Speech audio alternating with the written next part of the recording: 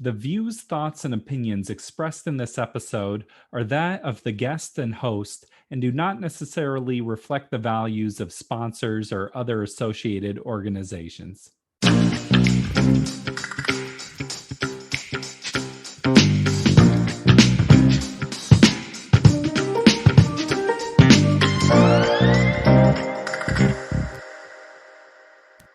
Welcome to the Parental Compass presented by Family Education and Support Services. I am your host, Bobby Williams. As always, be sure to subscribe. You can do it on any platform. Just hit the subscribe button and you'll get notified every week when we drop a new episode. We do these every week. Today we're talking about an issue that doesn't get a lot of airtime: postpartum depression. I think one of the challenges with postpartum depression is that there can be a lot of shame associated with it. Today, we are learning from one woman's experience, Suzanne Yatim Aslam. Suzanne is the author of the new book, Postpartum Me, available at Amazon, and an old buddy of mine. So it was great getting a chance to catch up and hear a little bit about her life. We had a little issue with the camera for this and another interview, so I'm going to be using my headshot today in the video version. It was a great conversation. Let's check it out. Yes. Yeah, that's really how I felt. There was so much going on. And I remember at the time, there was a lot of political turmoil happening that was affecting my family overseas in the Middle East. And I was so upset about it. And so it's kind of, it took over my mind probably a lot more than most people, but there were things that were on my mind outside of my pregnancy. And there was nobody that was willing to engage with me in any sort of conversation. I mean, once they see that belly, that's it. They want to know all the things about your belly. And you're just kind of like the host for the belly. That's it. Yeah. Well, and then it leads you to think like, is this what my whole life is going to be after this? Like, am I gonna just only have to talk to moms and talk about juice boxes or something? Or yes, I kind of created sort of an aversion towards mothers. I was like, oh my God, like this is all they want to talk about. Mothers are terrible. I mean, they're so boring and they just drive minivans, which I was like, I will never drive one. And because that means you're just a mom. And like, I had these like very specific ideas in my head that I had created by watching people engage with me.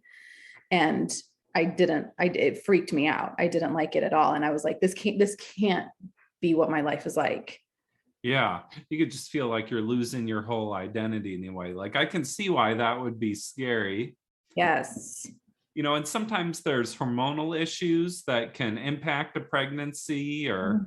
Yeah. So twofold. I wasn't like, oh my God, I have to have kids. I just feel it in my body. I'm meant to be a mom. Like it was none of that. It was sort of a calculated decision. Like, oh, we will probably regret this later and we can't wait too long to make this decision. So let's just do it. Because most people don't regret having children, but people regret not having children.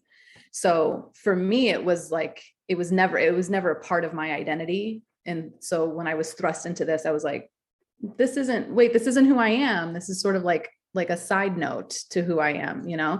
And then the hormonal aspect kicked in at about 8 months. And I actually didn't realize this until I was writing the book and doing some research, that you can get some of those, some of that depression can kick in. It's not just post depression. It actually can happen when you're pregnant, which I didn't realize. And it makes so much sense in hindsight when I was writing and I started to realize it was at that birthday party that I went to that you mentioned. And I was like, oh my God, this is my life. I'm just going to be surrounded by moms who don't want to talk about anything other than babies. And I went home and I got really, really, really sad. And I mean, I couldn't move. I couldn't think. I was in like just physical turmoil. And now I realize that some of that depression had kicked in prior to. Well, and one thing a lot of expecting mothers worry about is the pain of actually giving birth and having a child. But one thing that you don't think about is potential pain afterwards, right? Yes. I went to classes like, I think once a week, me and my husband once a week for several weeks. All these classes on how to push the baby out, but we never had any classes on what to do when you take the baby home. And I remember being like, just violently angry about why is he doing this? And why is he doing that? And is his breathing okay? And there was nobody to say like, hey, that's okay. That's fine. That's normal. That's not normal. we just didn't know. Yeah. Well, and when you first have a new child, it's like, who knows what's normal. But tell me No. more about the pain that came afterwards too. Like there was physical pain for you, right? Yes. So there's the normal, what they call like baby blues. When you first have a baby, a lot of moms will feel you cry for no reason. Your hormones are kind of going crazy. You cry for no reason. You're in some physical pain because your body went through labor, and labor it can be pretty traumatic. And nursing is painful. And then that usually goes away after several weeks, but mine just stayed. So a lot of my pain, it felt a lot like fibromyalgia. Like I would wake up and I could barely step on the bottoms of my feet. I couldn't, every bone in my body ached for months and months. It hurt to pick up the baby. And I didn't know, of course I didn't know why. And then whenever he wanted to eat, and it's so funny the way your brain can't make connections. I decided I wanted to nurse my baby. I wanted to breastfeed my baby. And then he was hurting me. It was physically painful for him to nurse. So every time he wanted to eat, I would cry. And I would be like, no, I don't want to nurse him. I don't want to feed him. But it never occurred to me to, okay, well, if this is a problem, switch to formula or find another alternative. It just, there's women who give away breast milk. But I don't know why. You're just in this weird state of mind where you can't make logical choices. And so it didn't occur to me, oh, I could stop doing this, take care of my own body so I can better take care of my child's.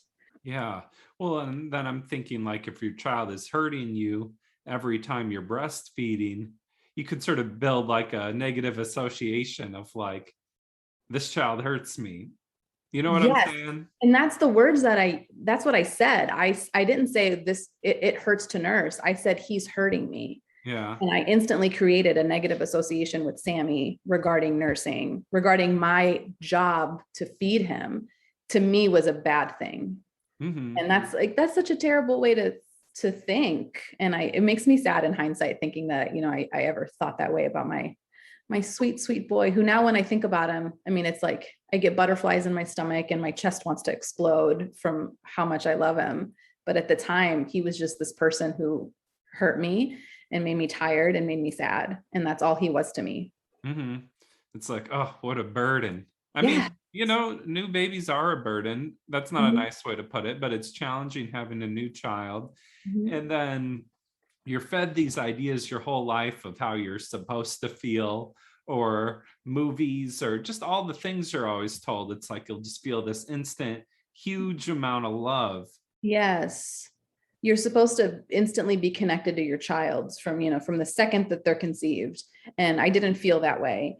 And even before I mean, maybe this is just me, I don't know, but even before I started to get depressed and feel a lot of anxiety, I was just like, oh, here's this person in my stomach that I need to take care of. But I wasn't in love with the baby in my stomach. And I don't know if other moms feel that way too, or if, again, like what you said, we just kind of watch these movies and they're just in love with their belly. So I wasn't like that. And I didn't know what was normal. Yeah.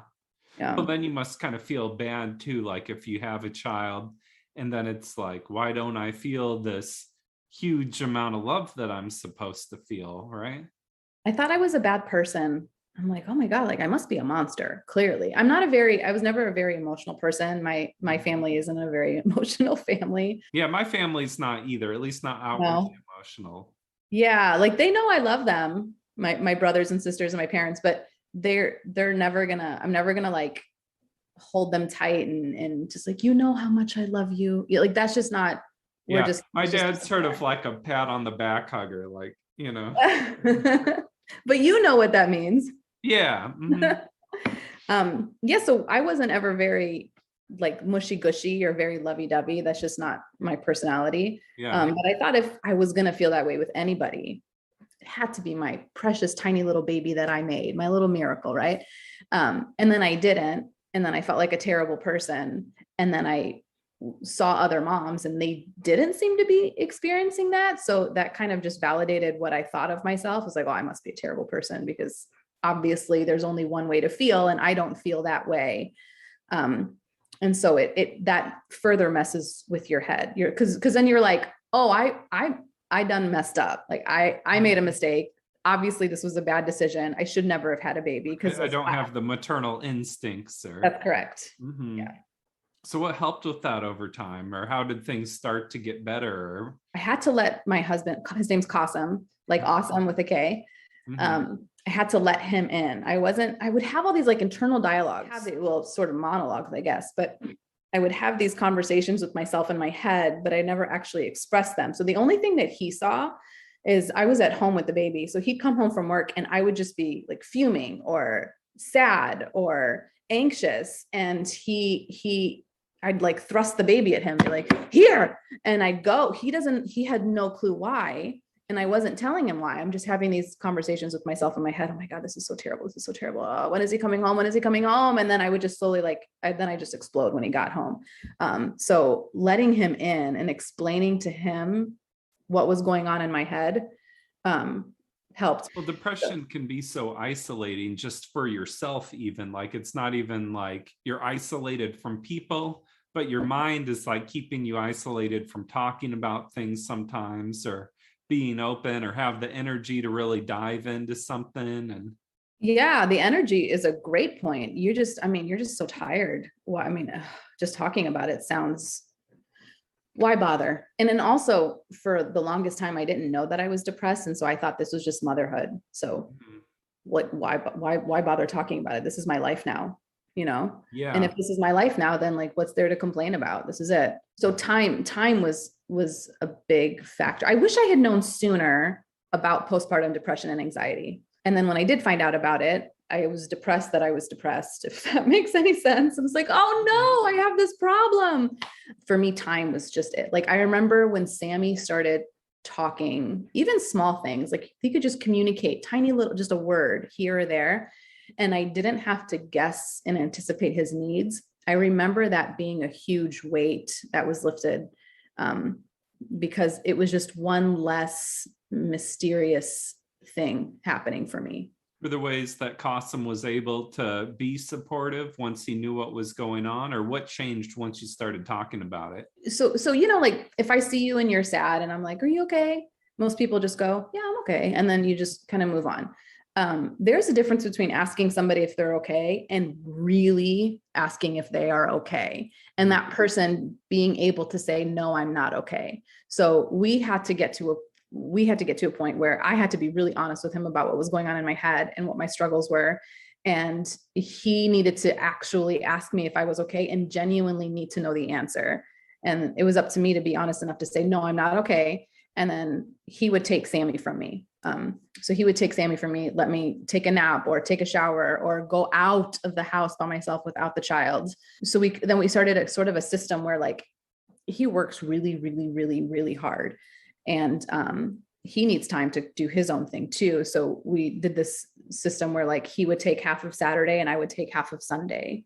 And I would just go do whatever I wanted Sunday. And he was so sweet because he would stick to his half of Saturday, but I usually try to take like 3/4 of the Sunday. But I tried to stay out for as long as I could to just give myself an opportunity to recharge. And that for me was really, really helpful, just to kind of get those. It's not, people think like, oh, why don't you just go on a vacation?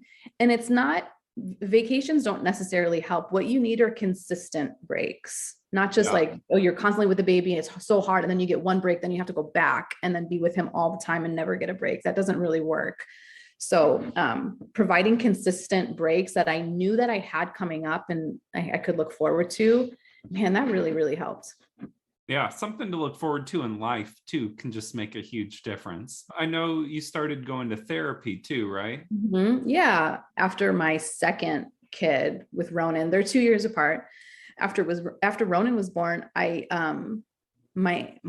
started getting like really bad panic attacks, and I was really angry.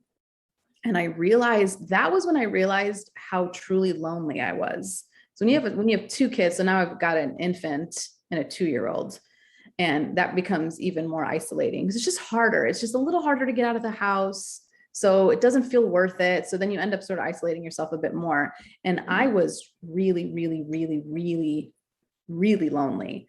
And even saying that just feels like too emotional to say. But I was, and Qasim didn't know I was feeling this way. And we got in this big fight one time, and he was just saying all these things. And I was finally like, I was kind of shocked by what his perception of me was. And I stopped when he stopped talking. I was like, that's not what it is. I'm lonely. And I just kind of broke down, and I'm like, I'm just by myself and I don't see people, and I'm alone. And he started coming home from work early. Like he'd have a cutoff point. He was always home by 5 p.m. or whatever the time was, no matter what. And I started seeing a therapist, and just talking about it out loud to a third person who, she was a mom too, which really, really helps. It was validating to talk to a therapist who was like, yeah, of course you're depressed. Of course you're lonely. Of course you're like, what you're going through is really hard. The thing with depression too is like you invalidate yourself, where it's like, I don't have a reason to be depressed. I have this good life, and I'm taken care of. And yeah, that was really weird for me because so my parents are immigrants, and so you always grow up with this sense of gratitude because you know what life could be like. Like my cousins overseas, they have it harder than me, and I'm so grateful for the life that I have. And then with my husband, we live in a great place in a safe location, and I have everything that I could need. And so when I started to feel upset or get depressed or whatever, I would kind of yell at myself and be like, just shut up. You're fine. You're fine. And I didn't know how to contend with those differing emotions. That messed with my head a lot because I had no reason to be upset, but yet I couldn't stop myself from being upset. That was the weird part, is I felt like I had no control over my emotions. And that was really, really frustrating for me because I always had control over my emotions for the most part, So it seemed like what ended up helping you was being able to talk about it, get support from your husband, get some time to yourself, go into therapy, your children getting older. Is there other advice that you'd give to parents who are experiencing postpartum depression? I think we do this kind of backwards. I think we look at a woman, a new mom, and we say, oh, there's a good chance that you might be struggling. And then if you are, there's resources for you. And I think we should do it the other way.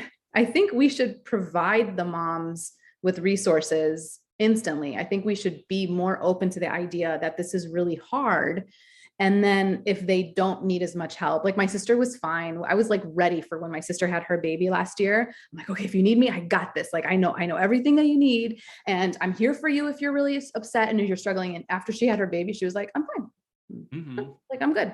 And that was really, really great. But I wanted her to be set up for success first. And then if she needed it, great. And if she didn't need it, that's fine.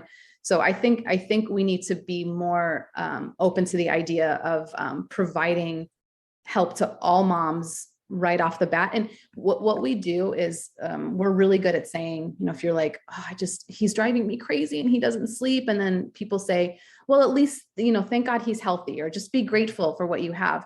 But that's not something that a new mom can process. So, and it's invalidating too. It's incredibly invalidating. It just makes you feel like kind of bitchy for complaining. Off the bat, we need to find ways to help the moms and provide as much support as possible. And on the mom side, I think I would just say, don't be a hero. People want to offer you support, you take it. Don't ever say no. Don't ever say no. Because like you're supposed to be this goddess, right? Who's got these like just natural maternal instincts, who just knows it all and who's got it. And you were born for this with you in your uterus. So we think we're supposed to just know and have it all figured out and we're fine and we got it. And that's not how it works. You do need your village in whatever form that comes. So I would say, don't be a hero and always take the help when you can get the help, and don't be afraid to ask for the help. Tell us the name of your book and how we can look it up on Amazon. It's called Postpartum Me, and it's on Amazon. I will send you the link. All right. Thanks so much for being here, Suze. Oh, thank you, Bobby. It was so nice to talk to you. Thank you, Suze. Postpartum Me, get it on Amazon. This has been The Parental Compass by Family Education and Support Services. I'm Bobby Williams. We'll see you next week. Peace.